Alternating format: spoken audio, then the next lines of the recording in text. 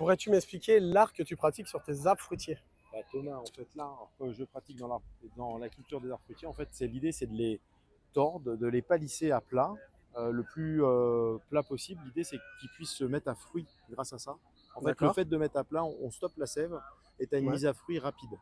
Donc, l'idée, c'est d'avoir des fruits le plus rapidement possible grâce à cette forme palissée qui est la forme legendre, ou comme les autres formes, comme les cordons qui sont derrière nous, ou devant, où on a des formes verriers ou double U. En fait, c'est D'accord. ça l'art de mon métier. Ok. Deuxième question, ça va être combien d'années pour former ce type d'arbre? Alors, combien d'années pour former ce type d'arbre? Ces arbres-là ont 5 ans. C'est l'âge idéal parce qu'ils sont à maturité en fait. C'est-à-dire qu'on va avoir des fruits. En fait, avant 5 ans, nous n'avons pas suffisamment de coursonnes ou de petites de floraisons. Donc l'idéal, c'est d'acheter des fruitiers palissés de 5 ans pour être en production D'accord. fruitière. D'accord. Et qu'est-ce que c'est la coursonne? Alors la coursonne. Alors, qu'est-ce que c'est la coursonne? Une coursonne, c'est quelque chose où on a des bourgeons qui sont toujours en mode fruitière. Donc, il y D'accord. aura toujours des bourgeons à fruits sur cette coursonne. C'est un groupe de bourgeons. Il y aura un bourgeon à bois et un, deux, voire trois bourgeons à fruits. D'accord. C'est une coursonne. Et ça va C'est être essentiel pour tailler correctement c'est ça. l'arbre fruitier, Et pour que tous les ans il y ait une fructification et que l'arbre reste constamment compact pour tout à perdurer dans fait. le temps. On peut le laisser 10, 15 ans, 20 ans, 30 ans de cette même forme et avoir une production idéale. On pourrait le positionner sur quel endroit dans un jardin? Alors ça peut se positionner partout. Alors là, les cordons, c'est généralement pour délimiter des petits jardins, le petit jardin potager. Ouais. Les palissés qui sont devant, là c'est pour séparer vraiment une haie. Et derrière, carrément une haie le long d'un mur. En fait, ça peut être même en plein milieu d'un jardin. Il y a pas d'endroit en fait. À l'origine, c'était même collé le long d'un mur. Mais aujourd'hui, la taille fruitière et ce qu'on fait, ça permet d'être même quasiment au milieu d'un jardin. D'accord. Ok, Il n'y a, bah il y a super. plus il y a plus de règles. Après, l'exposition, ça peut être plein soleil comme à l'ombre. Sauf Mhm. qu'à l'ombre, on va mettre des végétaux qui vont produire précocement, c'est-à-dire des variétés précoces, c'est-à-dire qui arrivent au mois de septembre, parce qu'elles vont fructifier avec 3 semaines de décalage. Donc celles qui arrivent Ok. début septembre, finalement, elles vont arriver mi-septembre, voire fin septembre. D'accord. Donc là, l'idéal, c'est ça. C'est quand on est à l'ombre, on prend des variétés précoces, et quand on est en plein soleil, on peut prendre des variétés tardives, parce qu'elles vont arriver avec 15 jours, 3 semaines d'avance, c'est-à-dire au lieu d'arriver début novembre, elles vont arriver début octobre. Ok. Voilà. Laurent, est-ce que tu pourrais me montrer tous les arbres fruitiers que tu produis en taille et toutes les formes que tu réalises dans ta pépinière avec les différents noms de ces arbres fruitiers parce que chaque forme a un nom, je pense. Oui. Donc, je te Donc laisse, là, je te laisse nous expliquer là, tout ça. on va commencer par les cordons. Alors, ça s'appelle des cordons simples parce qu'ils sont simples que d'un côté. Ils peuvent être. Et l'idée, c'était les débuts de rang pour les petits jardins potagers. En fait, c'est ce qui séparait les petits carrés de jardin potager d'un grand jardin. D'accord. Donc, Donc, c'est des terminaisons en fait des lignes. c'est ça. C'est les terminaisons de ces carrés-là. Et pourquoi ils étaient en cordon et en hauteur 0,80 ou 0,40?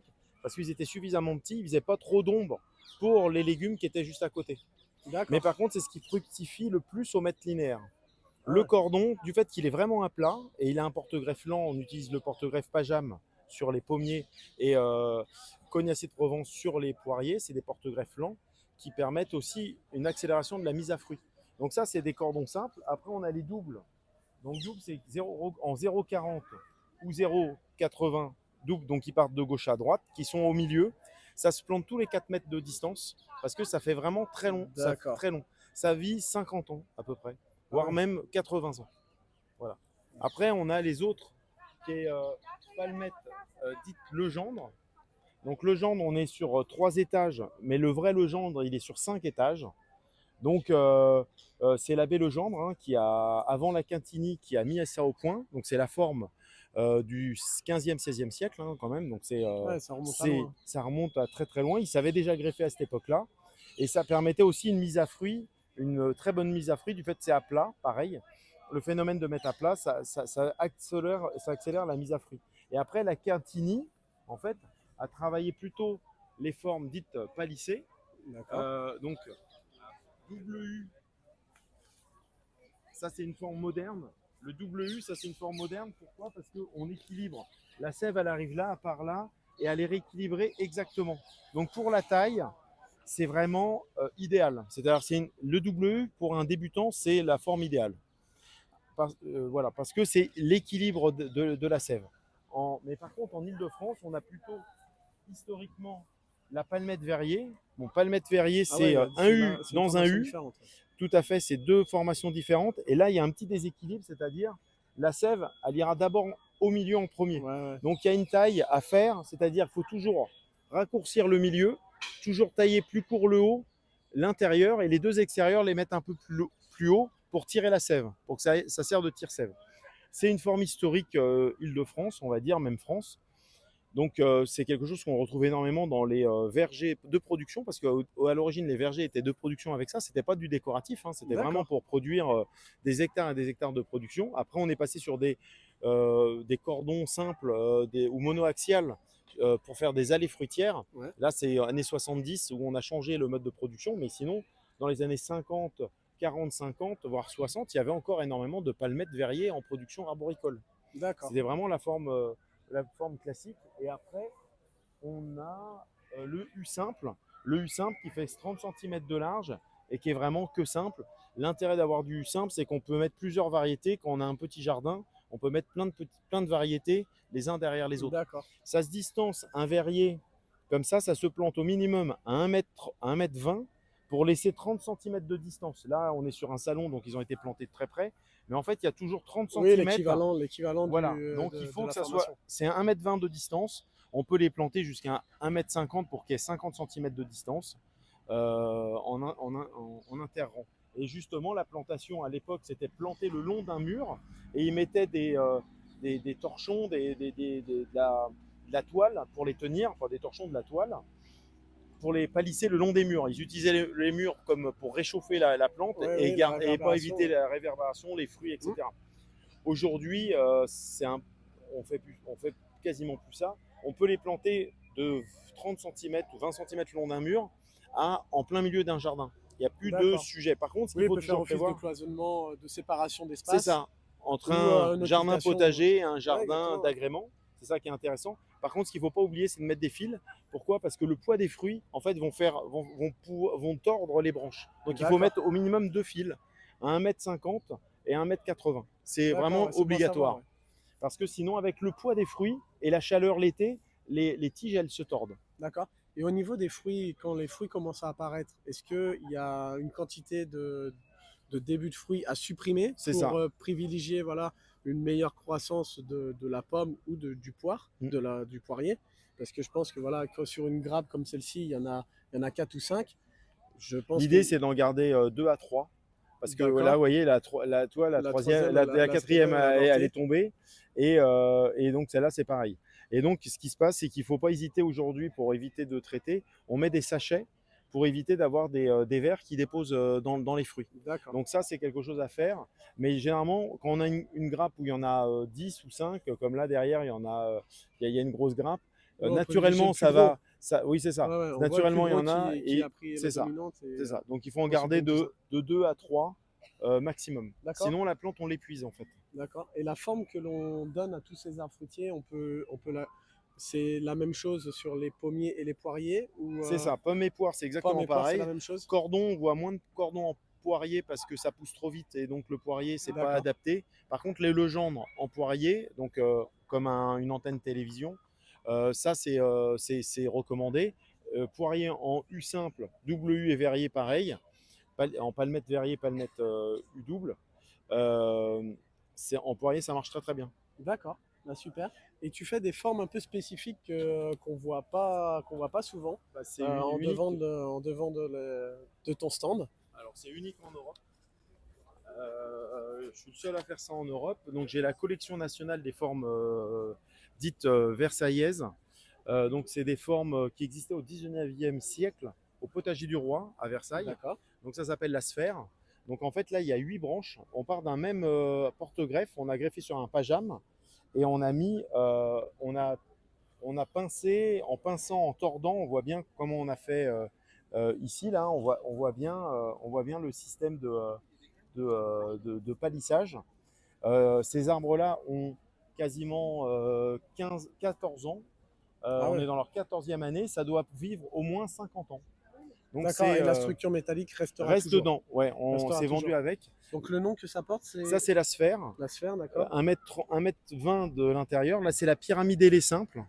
Donc la pyramide ailée simple, c'est 2,50 m sur 1,20 m de large, pareil, sur 4 branches. Et, euh, et ça produit énormément parce que j'ai des photos de production qui sont incroyables. Ouais. Et après, ça, c'est une forme dite moderne qui n'existait pas, qui est le cube. En fait, à l'époque, ils n'ont jamais fait de cube. Donc, c'est on va dire une nouveauté. J'ai rien inventé, mais voilà, je trouve ça. Alors, ça plaît à des gens ou pas. C'est très moderne, assez graphique. Donc, c'est une structure très productive, hein. C'est couvert de D'accord. fruits. En octobre, novembre, c'est quelque chose Et on peut d'incroyable. les utiliser comment dans un jardin? Je pense que c'est assez compliqué d'utiliser ça dans des petits jardins, mais dans des Dans jardins un petit d'exception, dans jardin, des parcs, effectivement, oui. on les positionnerait dans quel endroit? Donc, on les positionne généralement dans des jardins, effectivement, où il y a un jardin fruitier, Mhm. une création de nouveaux jardins. Euh, Principalement, c'est sur créneau-là qu'on travaille sur ces formes-là, parce qu'il y a de l'histoire, on ramène de l'histoire, on D'accord. ramène un cachet. Quelques clients vont les mettre dans un jardin d'agrément aussi, pour donner un cachet, un style, une signature au jardin.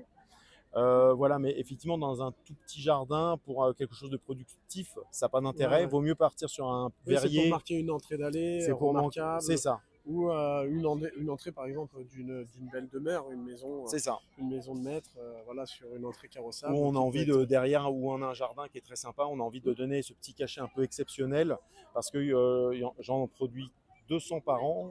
Il y en a 200 en production.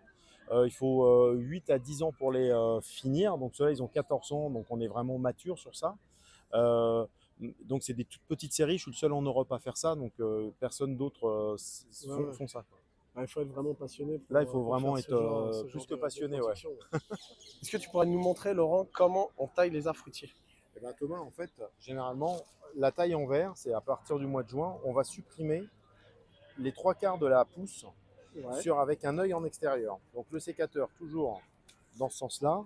L'idée, c'est que l'œil va repousser, et en fait, le bourgeon va, en repoussant, dit l'œil, va aller sur d'accord. l'extérieur. Et on a Donc réduit là, de... le bourgeon toujours C'est ça. en extérieur arbre. Et on a supprimé 3 quarts des feuilles, parce que en fait, sinon, il va avoir trop d'énergie dans la saison, et il va pousser après, quand on va enlever les feuilles, les branches, quand on va tailler cet hiver, on va enlever trop de bois, et en fait, il y aura trop d'énergie. Donc là, l'idée, c'est déjà de l'épuiser en le taillant. Donc là, pareil, sur l'extérieur, de cette façon, là voilà, on a éliminé. Et là, le troisième qui est un peu plus caché derrière, toujours sur l'extérieur, voilà, paf.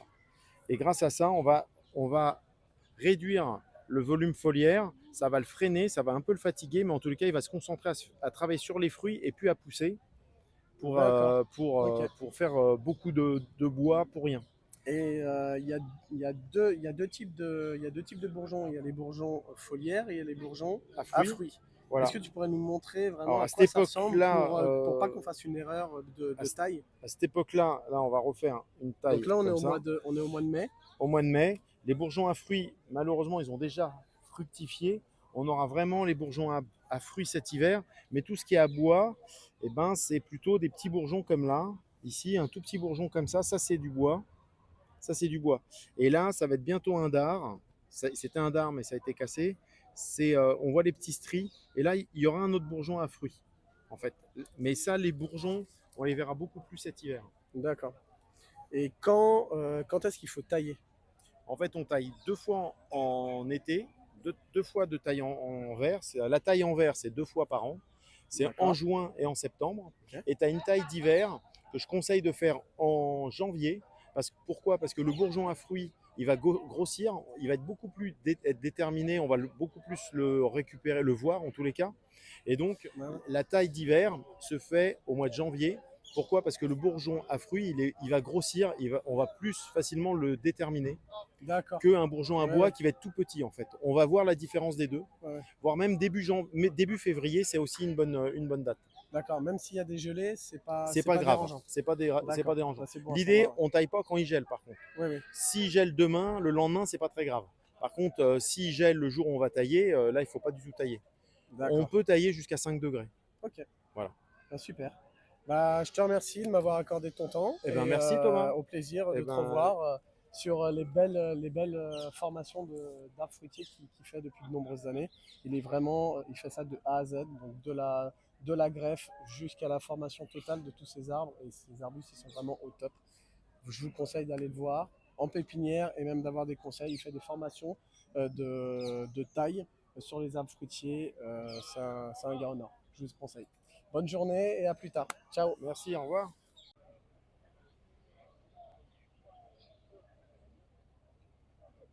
Il porte le nom de Iphion uniflorum et c'est un bulbe exceptionnel. Il fleurit du mois de mars jusqu'au mois de mai